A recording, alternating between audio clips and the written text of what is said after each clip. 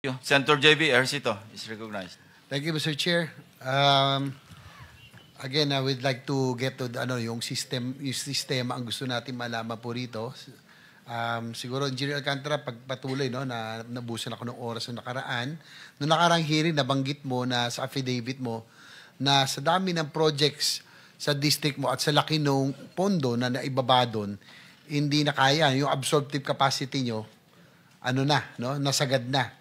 Kaya nga sabi mo na ikwento mo na dahil bumabaha ang project sa Bulacan, nag-farm out ka na.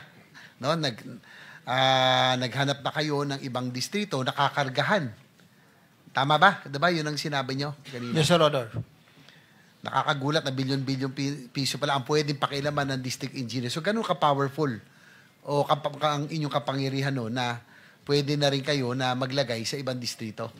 Your Honor, hindi po ako ang personally na naglalagay. I just want to clarify po this po. Upon the instruction of Congressman Saldico, sabi niya, masyado nang malaki yung Bulacan. Pwede ka man tumulong na makapagbigay din sa mga ibang district? Sige po ako, subukan ko muna pong kumausap. So, hindi po politiko ang kausap po rito. It's the district engineer ko. Gusto niyo ba mayroong ganito, mayroong ganito. Kung sino ang interesado, papasa po ng listing sa akin, Your Honor. So, si Congressman Saldico ang nagsabi na maghanap ka ng pwedeng kargahan? Kung meron daw pong gusto, Your Honor. So, paano kayo nakapagbalagay sa mga projects? Halimbawa, nabanggit nyo yung ilan sa kabilang distrito ng Bulacan. Medyo malaki rin kasi ibang nakagugulat lang ako sa Paglobo, from NEP hanggang GAA, pakiulit nga ulit kung sa kayo nakapaglagay. Tarlac first, Tarlac second, Pampanga third, and Bulacan second po. Ang tanda ko po ay parang una po 200 saka 300 po. Yun lang po. So ikaw ba nagrekomenda sa apat na district engineering office na yan maglagay ng pondo si Congressman Saldico o sila na mismo naglagay? Nirecommend mo na doon ilagay? Ako po ang nag-submit kay Congressman Saldico. Galing po sa DE. Kinausap po yung mga DE. Sino ang gusto at kaya. So kung gusto nyo, ito yung regulasyon. So nagpasa po sila sa akin. Pag nagpasa po ng listing, pinapasa ko po kay Congressman Saldico. Nabanggit nyo rin ng huling hearing na hindi ito alam nung mga kongresista, ng mga distrito na nabanggit nyo. Tama ba? Yes po, Your Honor. Kasi, sorry po, sir. Sige po. Di ilan po yung kinausap ko, Your Honor.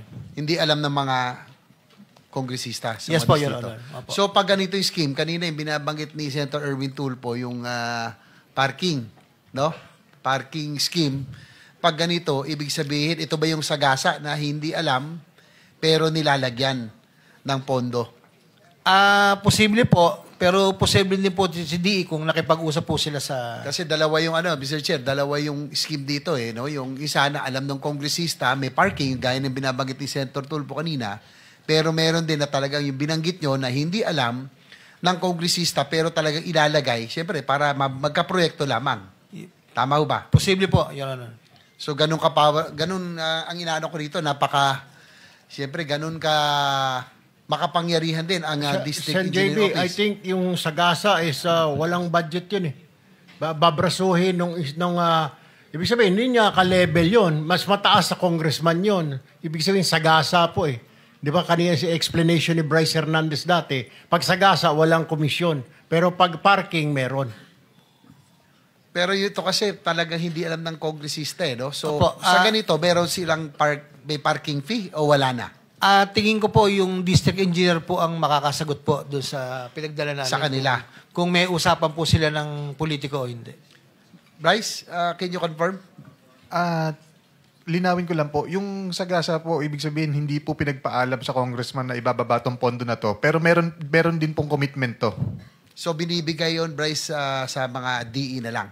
Hindi alam ng congressman doon kasi walang commitment Hindi po, may commitment po. Iniipon din po ni boss yun. Hindi, ang sinasabi sa ibang district. Hindi mo inintindi. Ang pinag-uusapan natin dito, yung ibang district po, Your Honor, di po ba? Yung ibang district, yung pong binigay sa ibang distrito.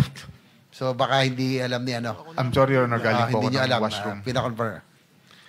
Anyway, hindi naman sa inaano natin na gusto ko lang matanong din yung kapangyarihan ng isang district engineer. Nabanggit nyo nung kamakailan. Yung pong mga proyekto, alam mo, si Senator Joel nag-request na mga school buildings at iba pa multipurpose yata para Yes sa po, Bulacan. opo, Tama ho? Opo. Pero sinabi nyo dahil ubos na ito'y pinalitan nyo na lamang ng flood control projects. Tama ho ba? Actually, hindi po ako ang nagpalit, Your Honor. Sino po? Sa central office po, kami po ni Yusek Bernardo ang nag-usap. Para palitan. Pumunta po kami kay Secretary tungkol sa allocation po, Your Honor. So, ganun din ibig sabihin, kayo po at si Yusek Bernardo, kaya nyo napalitan into flood control.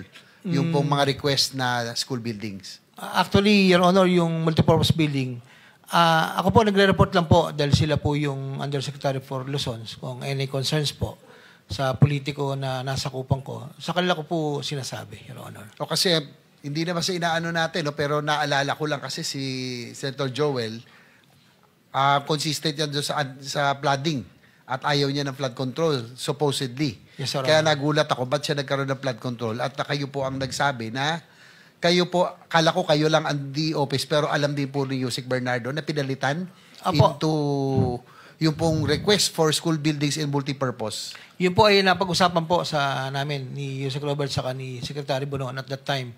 Kasi nga hindi na po kayang i-accommodate po yung 1.5 na request po, Your Honor. At nabanggit nyo rin na meron alam nang hingi ba si Senator Joel? Hindi ko di sa inaano ko, no? Hindi Pero nire-reiterate lang natin yung inyo pong sinabi. Hindi po, Your Honor. Gaya po na sinabi ko, ako po yung gumawa ng paraan at alam ko po kasi galit na galit po si Senator sa flood control po. Yun nga kasi, kaya natin ito, Mr. Chair, para malaman natin paano nila napapalitan. No? Kung sino, si DE ba? Hindi po. Kasama si Yusek Sa Bernardo. central office na po, nagsasabit po ng listing, Your Honor. So kanina po nasabi po ni Yusek Bernardo, pinakilala po pala kayo kay Saldico mismo. Tama Yes ho po, ba? Your Honor. At ang tinanong ay kung mapapagkatiwalaan daw ho kayo. So ilang beses ho kayo nagkakilala? Nagkaroon ng pagkakataon na magkasama? Ni Congressman Saldico Apo. po. Yes, sir. Yes. Congressman Saldico po, siguro po, pinakamarami na po yung 2 to 3 times a year kami 2 to 3 magkita. times a year. Pinakamarami na po yun. Napakadalang po kami magkita. Basta yun lang pong, minsan po, nagre-request ako na, ano na po ang sitwasyon. Pag malapit na po yung submission ng mga listahan, yun lang po, mga 30 to 40 minutes po kami nag-uusap. Pero, so bago magkaroon ng deadline para sa submission for the preparation ng NEP ba to o sa GAA na? meron pong NEP, meron pong para sa GAA. Kaya may 2 to 3 times. Bago Yeah. mag-NEP, magmi-meet kayo kung ano ang pwedeng maipasok at bago meron din sa GAA. Bago lumabas sa GAA. Actually po, yung meeting po, nagtatanong lang po ako kung meron po bang ibababa o wala. Kasi po para makapaghanda po ako ng listahan kami po, makapaghanda po. Yun lang po ang nagiging usapan namin po doon. Nabanggit na rin lang kanina ni Yusek Bernardo na meron pong commitment fees para po kay Congressman Saldico. Ano po ang usapan nyo pagdating sa kitaan para sa projects na inilalagay nyo sa ibang districts? Meron pa, paano naman yon? Kasi nabanggit nyo na 25 pag sa distrito. Pero paano yung galing sa ibang distrito at paano po ang Ganun din po. Your ate Honor. anon? Your Honor, ganun din po. 25 din po yung kinukuha po. Yan po yung mapapatunayan ni Engineer Carlo dahil siya po yung inutusan kong coordinate po doon sa mga district engineer, Your Honor. So sa DE, ganun din? Meron din yung DE doon? Hindi ko na po alam kung Hindi na. paano po ang proseso nila, Your Honor.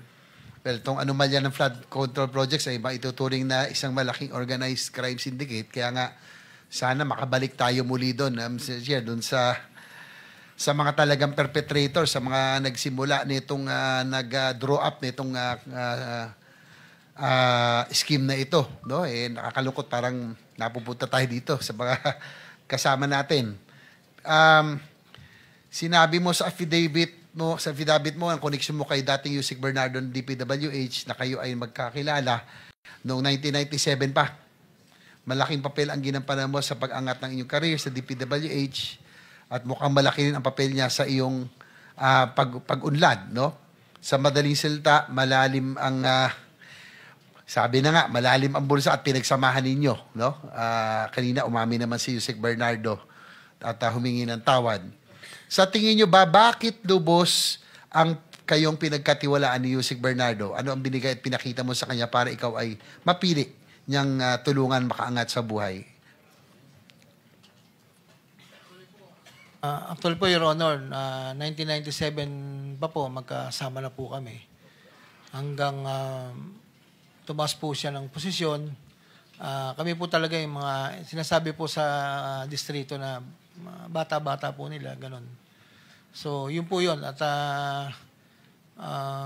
siguro po, yung pagtitiwala po, hindi naman po talaga ako sumisira pagdating po sa pera, Your Honor. Siguro bago lang magtuloy kasi tapos na yung oras ko, no? Si Engineer Bryce, papakonfirm ko lang yung pagpalit ng proyekto na nabanggit kanina ng boss mo, no? Yung school building, ginawang flood control. Do you confirm na si boss mo lang yon o kasama ang central office si Yusek Bernardo? Si boss po nagutos na gawing flood control po yan. Tsaka may gusto lang din po ako linawin. Yun sige. po kasing sa obligasyon na 25%. 25 po ang kinukuha.